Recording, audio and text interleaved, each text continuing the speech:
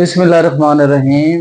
आजकल ऐनक उतारने का रवाज और शौक, और मैं समझता हूँ कि चूँकि कॉस्मेटिक है बहुत ज़्यादा बढ़ गया है। और मोस्टली जो है लड़के और लड़कियाँ वो कहते हैं कि हमारी ऐनक उतार दें। और बल्कि मैंने देखा है कि 40 ईयर 45 ईयर्स के जो जवान हैं वो भी कहते हैं कि हमारी ऐनक उतार दें।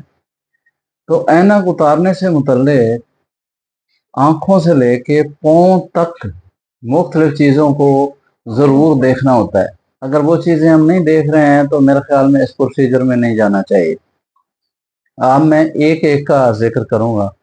फॉर एग्जांपल, पेशेंट को ब्लेफराइटिस है, उसका लिड का कोई प्रॉब्लम है और एलर्जी है, तो बेहतर है कि आप रिफ्रैक्टिव सर्जरी किसी भी किस्म की उसमें ना जाएं।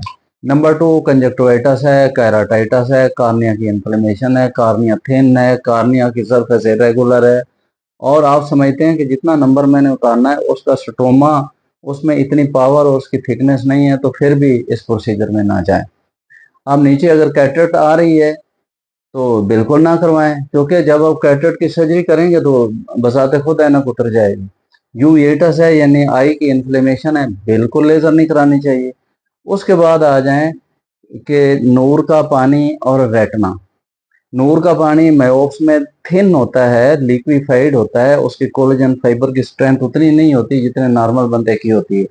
तो ऐसी कंडीशन में इस तरह के पेशेंट को रेटिनल डिटैचमेंट के और रेटिनल ब्रेक के और पर्दे के उखड़ने के चांसेस बहुत ज़्यादा हैं। अगर इसमें लेसिक कर रहे हैं और इस तरह की कंडीशन है, आप फर्ज करें कि आपकी सारी चीज़ें जो मैंने पहले एंड लिस्ट कराई हैं वो सारी ठीक हैं, और पेशेंट का मायोपिया इस तरह का है कि उसका नूर का पानी थिन है, उसे कोलेजन फाइबर वीक हैं, और उसका रेटिना में कहीं कोई प्रॉब्लम है, थिनिंग है, और कोई लेटेस्ट डिजनरेशन है, या कोई सॉलिटरी टीयर है या होल है, तो ऐसी कंडीशन में बिल्कुल नहीं करवानी चाहिए।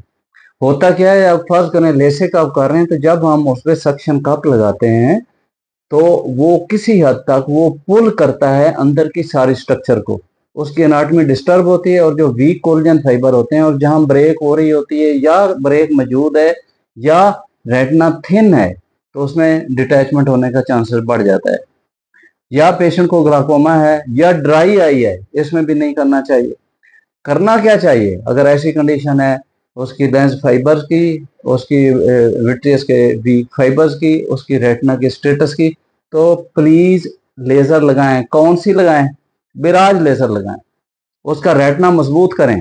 उसके बाद आप भले उसका कार्निया और बेड्स और एवरीथिंग ओके है, तो उसके बाद आप लेसिक या कोई भी प्रोसीजर चले जाएं। इसके अलावा अगर पेशेंट को अर्थराइटिस है, उसको जोड़ों की कोई तकलीफ है, कोलेजन वास्कुलर डिजीज है, उसको बिल्कुल नहीं करवानी चाहिए लेजर।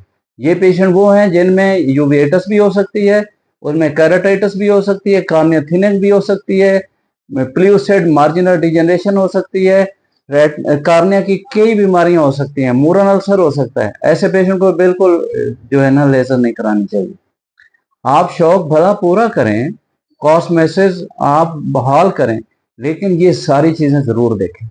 मैं भी लेजर लगाता हूँ, लेकिन जब तक ये सारी चीजें फुलफिल ना हो मैं पेशेंट को मोड़ देता हूँ कि नहीं लगाने लेजर।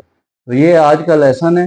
मुझे सब दोस्तों का फीडबैक और इसमें इनपुट का इंतजार रहेगा। डॉक्टर इजाज जुवेद।